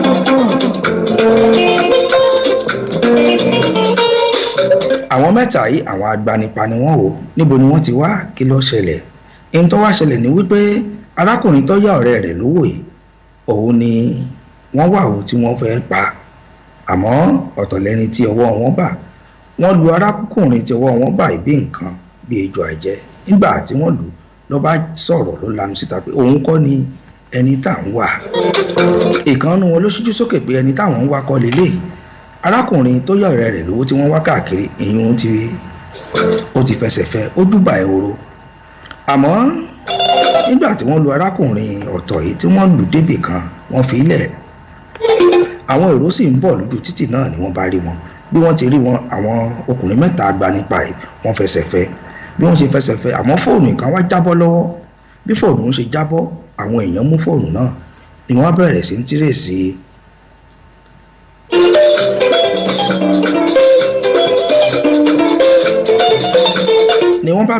tírèsì àwọn nọ́mbà tó wà ń bẹ̀ nítorí gbogbo wọn ti júbà ìwòrò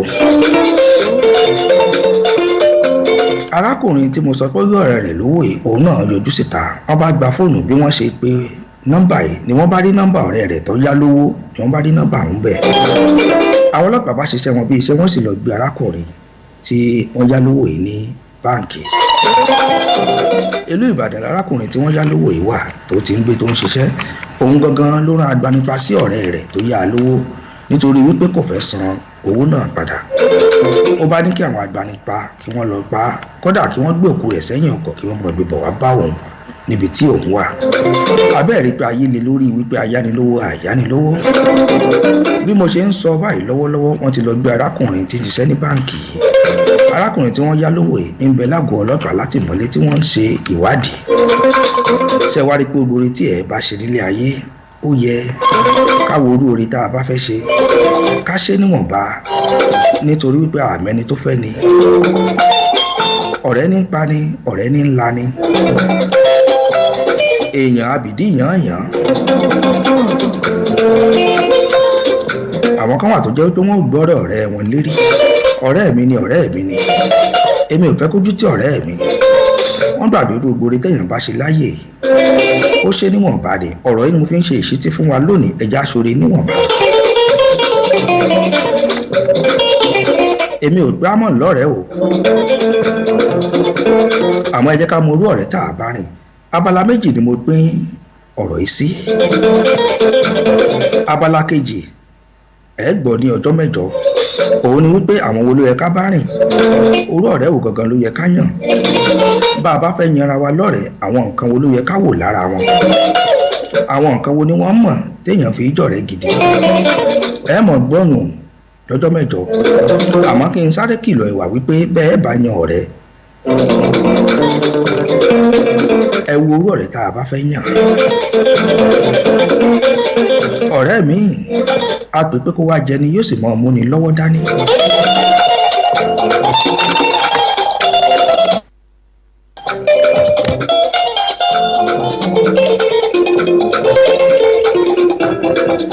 Yíyan ọ̀rẹ́ ṣe pàtàkì, ó ṣe kókó nílé ayé yìí. Ilé ayé ò ṣe é dágbé, bẹ́ẹ̀ ni kò ṣe é dúró láìsí ọ̀rẹ́. Ilé ayé kò ṣe é dá nìkan dúró sí láìsí alábàáṣe àbí ojúlùmọ̀ àbí ẹbí ẹni. Ọ̀rẹ́ ṣe pàtàkì nílé ayé, bẹ́ẹ̀ ni wọ́n ṣe kókó. Àmọ́ rántí wípé oríṣiríṣi ọ̀rẹ́ ló wà nílé ayé o. Ayé ọmọ ayé. Ọ̀rẹ́ ní ńlá ni, ọ̀rẹ́ ní ń pa ni. Àwọn ọ̀rẹ́ kan wà tó jẹ́ dúgbò ṣe ń lékun sí wọn, bẹ́ẹ̀ ni wọ́n ń léjò sí ọ, kí láti ṣe sí. Ìwọ òkúkú mọ̀ síbi tinú rẹ náà ló ń ṣe, tọlọ́run ọba náà ló ń ṣe. Ó gbìyànjú láti ràn án lọ́wọ́ ni, ó sì mú oore ó sọ dibi mọ́ ọ lọ́wọ́. Ó tún gbé ọ délé ẹjọ́, ó sì tún jàre. Ká fi àdúrà gidi ká fi gbè lọ́wọ́ Ọlọ́run ọba mi ìgbà orú ọ̀rẹ́ tí a bá yàn. King Wasiu Ayinde àwọn náà ti bá wa sọ́dọ̀. Ẹgbọ́n nǹkan tí King Wasiu Ayinde náà sọ.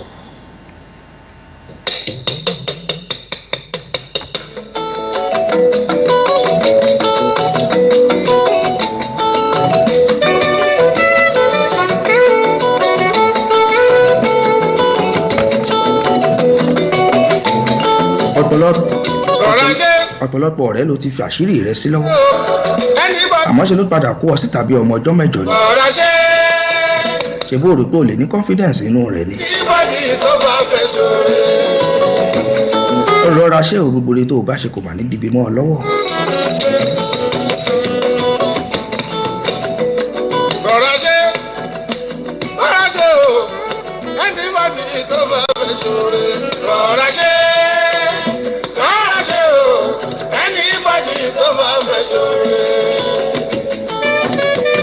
Àwọn nǹkan wo ló lè ṣe tó o bá fẹ́ yan ọ̀rẹ́ gidi? Bó ló ṣe lè mọ ọ̀rẹ́ gidi? Ó bá dọjọ́ mẹ́jọ torí àkókò wa lágbára Ọlọ́run, yíyan nàná rẹ̀ sórí atẹ́gùn fún yín. Ṣé lọ́jọ́ sí tó padà dẹ̀bi mọ́ wọn lọ́wọ́, níṣẹ́ ló forí ẹ̀ bá. Gbogbo rẹ̀ tí wọ́n bá ṣe kò ní dẹ̀bi mọ́ mi lọ. Rọra ṣe o, ẹni wá ti tó bá fẹ́ ṣoore. Prince Babatosi Akíṣeyẹ promise. Rọra ṣe o, ẹni bá ti tó bá fẹ́ ṣoore. Ìyẹn jẹ́ ọ̀rọ̀ ìṣítí tòní, ẹ bá mi mú lọ́wọ́ torí Ọlọ́run. Ṣé mọ̀ pé ṣókí báyìí náà lọ bẹ̀ oge? Onínú rẹ̀ kọ́ ló jáde nílé lówùrọ̀. Ẹ̀ ń bá létí kó gbọ́. Gbogbo ọ̀rẹ́ pátápátá kọ́ lèèyàn ń dára dé. gbogbo aláǹgbá ló takò délẹ̀ mọ èyí tí ń rún nù wọn.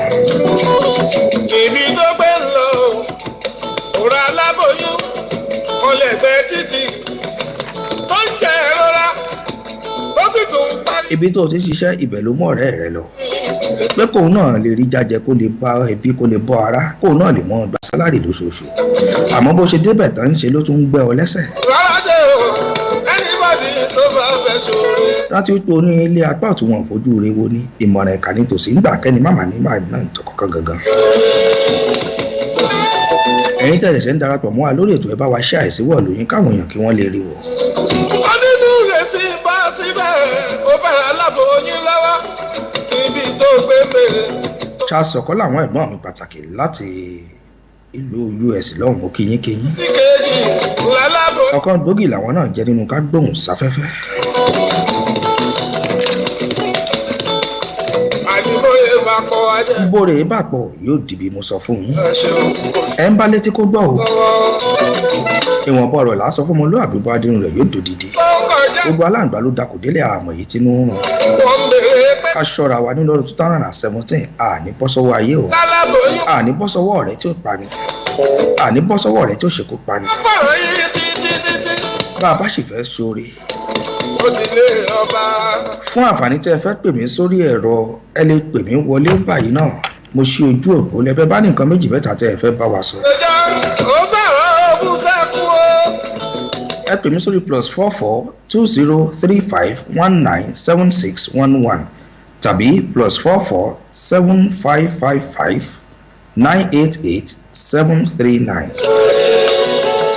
ẹ̀yin tẹ́ wà nílùú Amẹ́ríkà náà bẹ́ẹ̀ bá fẹ́ pè wọlé +1315 2035 498. àlejò ẹlẹ́jọ́. bó ṣe di WhatsApp náà lẹ fẹ́ pè sí ẹ lè pè sí +234 815 910 1773. bẹ́ẹ̀ bá nìkan méjì mẹ́ta tẹ́ ẹ fẹ́ bá wa sọ. díje mo fẹ́ jẹ́ kí n mọ̀ tí wọ́n bá ń pè wọlé lọ́hùn. sùn wá ṣe o. Sweet 97.5 FM ni mo wà tí mo ti ń gbóhùn sáfẹ́fẹ́. ọdún 2017 tá a wà yìí a ní ṣe oore ṣe o. jẹ́jẹ́ láyé gbà ẹ̀jẹ̀ á ṣe jẹ́jẹ́ ká lè fara rí lu ọdún 2017 láyọ̀ àtàlàfíà. a ní rí nǹkan gbé sọnù bí òṣèlú ọmọ a ní bọ́ sọ́wọ́ ayé.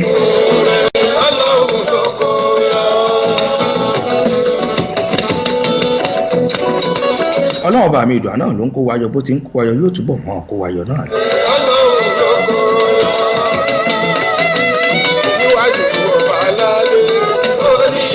ṣé ẹ mọ̀ wípé onínúure ọlọ́run náà ló máa ń kó wọn yọ bó bá kù díẹ̀ kọ́mọ olóore kó jì sí kòtò mọ̀nàmọ́ná dandan kó ṣiṣẹ́ ìyá.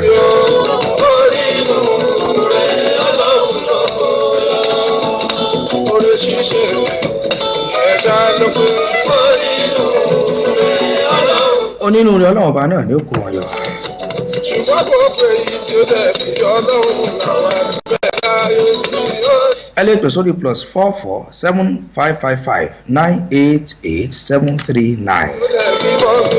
láti UK bó sórí WhatsApp náà ní +234 815 9101 773.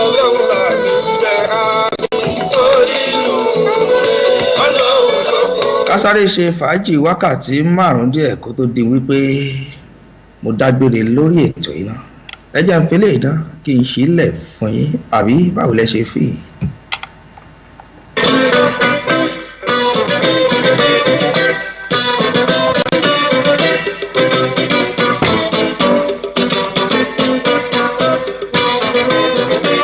ó kù ṣẹ́jú méje fún mi lórí ètò.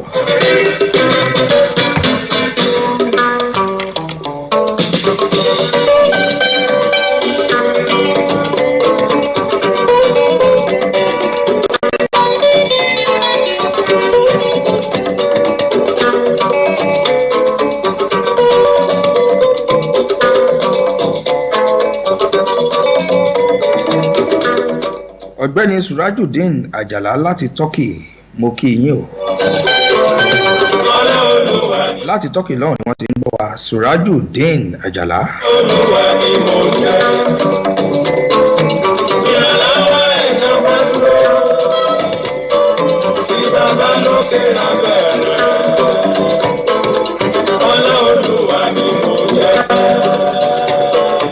olúwa náà ni gbogbo wa ń jẹ pátápátá.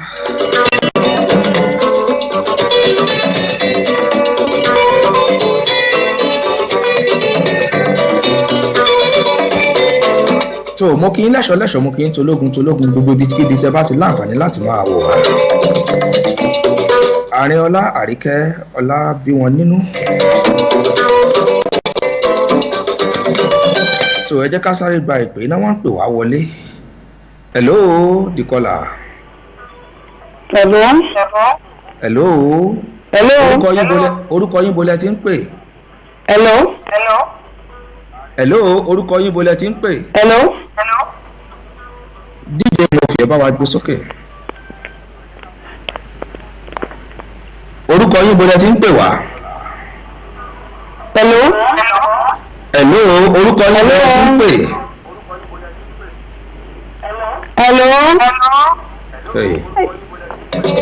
Olùkúnjẹ́ ló ń pè láti Jámánì o.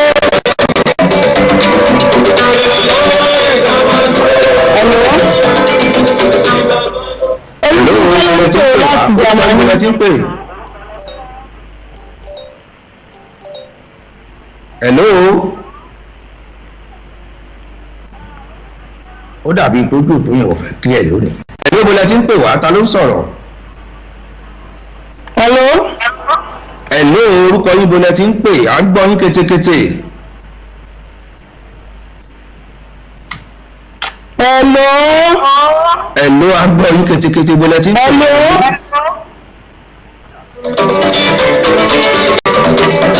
díje mo fi ẹ bá wa wo nǹkan tó bá ṣẹlẹ̀ ńbẹ̀ yẹn. hello.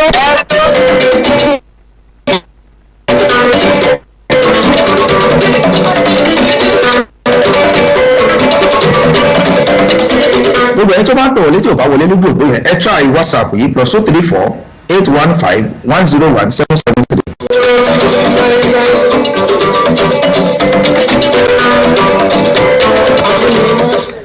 hello ta ló wà lókè. hello ta ló ń sọ̀rọ̀ ẹ̀bùn lẹ ti ń pè wá.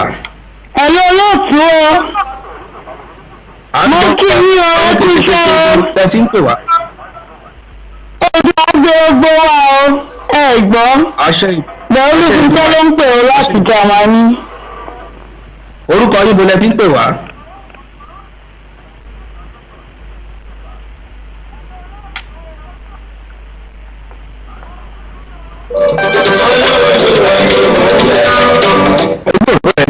omi kọ̀ máa lónìí.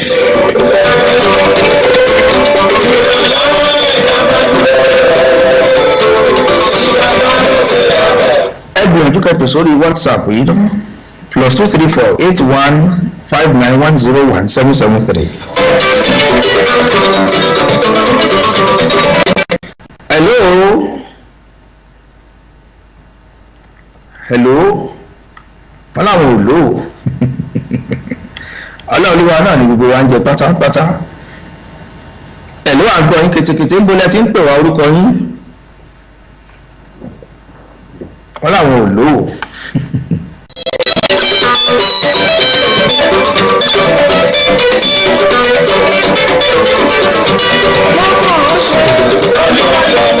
ọlọ́wọ́ bá mi ìgbà ló mọ̀ ọ́n ṣe. gbogbo ẹ̀ dábàá àṣetò lónìí pátápátá náà ni mo kí yín o.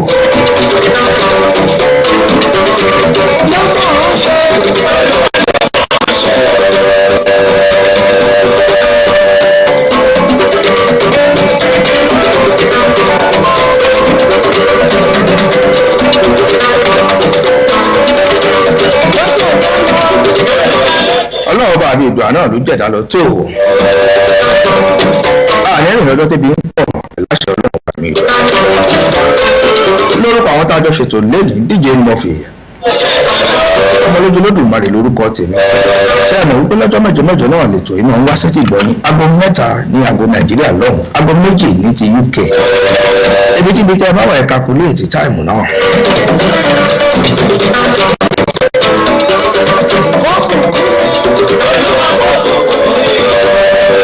ọlọ́ọ̀bà mi ìjọ àkókò fún yín kókùn káwà náà.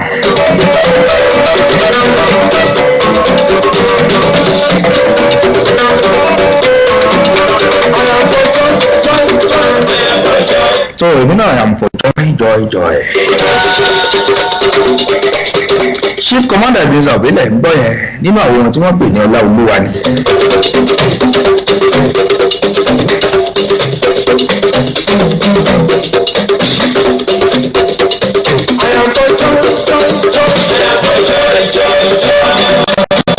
ẹ̀yin tẹ̀lé ṣe darapọ̀ mọ́ wa lórí ètò ẹ̀bá wa ṣe àìsí wọ́ọ̀lù yín bọ́lájú kò lu akẹ́mi iṣẹ́ ti ṣe àyẹ̀ dúpẹ́ ọ̀la balógun iṣẹ́ ti gbé sójú wọ́ọ̀lù yín. ọ̀tún máa dá mi láre kí n mú kí yín ẹ ṣe àìsórí wọ́ọ̀lù yín bẹ́ẹ̀ ṣe wọlé yẹn.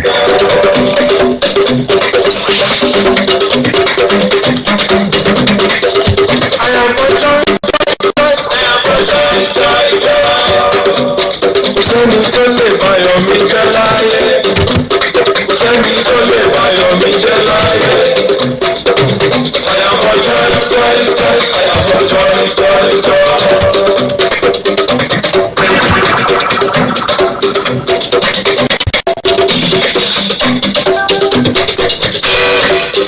kò sẹ́ni tó lè báyọ̀ wa jẹ́ kò sẹ́ni tó lè báyọ̀ yín jẹ́ náà. ojoojúmọ́ ní káyọ̀ mi kú okun lẹ́lẹ̀ ojoojúmọ́ ní káyọ̀ mi kọ́ ó pọ̀ jọjọ abánilẹ́rẹ̀ jẹ́ má bà tèmi jẹ́ Èdùmàrè bá mi pàṣẹ sí ojoojúmọ́ ní káyọ̀ mi kú okun lẹ́lẹ̀ ojoojúmọ́ ní káyọ̀ mi kọ́ ó pọ̀ jọjọ abánilẹ́rẹ̀ jẹ́ má báyọ̀. abanijẹ́ ò ní bá wà láyọ̀ jẹ́ ọlọ́run bá mi ìgbà kó bá wa pàṣẹ sí i.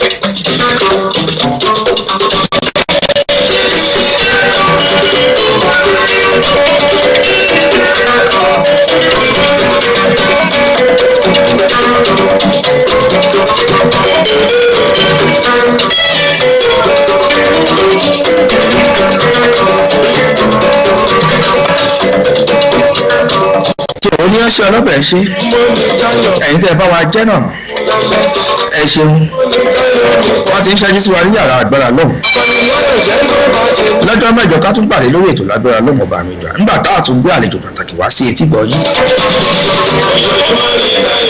gbogbo yín pátápátá ni mo ti kí òun ní gbogbo ibi tẹ́ ẹ ti ń gbọ́ wa pátápátá ẹ̀yin náà ló jẹ́ kó ṣe máa ń ṣe fún wa adúpẹ́ pẹ́ òkú èèmọ̀ fèyí ṣèlọ lórí ètò yìí náà Omoloju Olodumare ló ń kí yín lórúkọ DJ Buffy ní Sweet FM long 97.5 ẹ pàdé wa lọ́jọ́ mẹ́jọ ìpàdé wa bí adùn bí oyin mo fi ń lọ́nà ọba mi ìdùà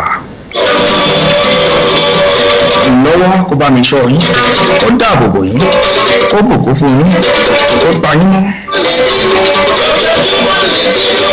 kó ṣọ́ àti wọlé àti àtijáde kí nǹkan burúkú má ṣẹlẹ̀ sí yín àtẹ̀yìn àtẹ̀mí náà tí mò ń ṣàdúrà ká pàdé káríra láyọ̀ lọ́jọ́ mẹ́jọ ó dàbọ̀.